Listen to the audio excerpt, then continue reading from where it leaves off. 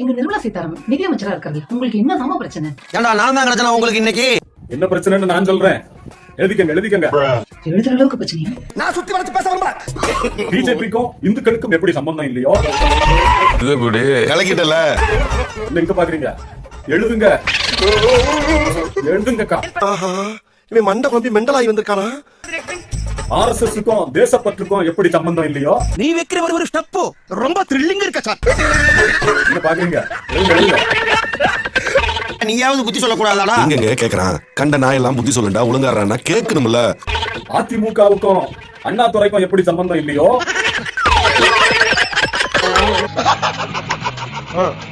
இனி சொல்ல போறதுதான் முக்கியமான பாயிண்ட். மெயின் பாயிண்ட் எழுதும் போது இப்படி பாத்துட்டு இருந்தா இப்படி எழுதுங்க. என்ன பண்ண போறாரோ அப்படி ஐயனாரே குலதெய்வமே உன் புள்ளிய குடியேறதுக்கு அப்பா துப்ப.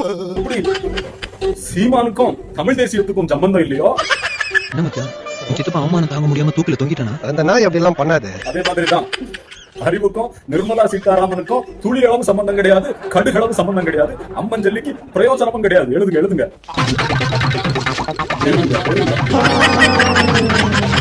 என்ன கண்ணெல்லாம் கலங்கி இருக்கு? யாருமே தெரியல.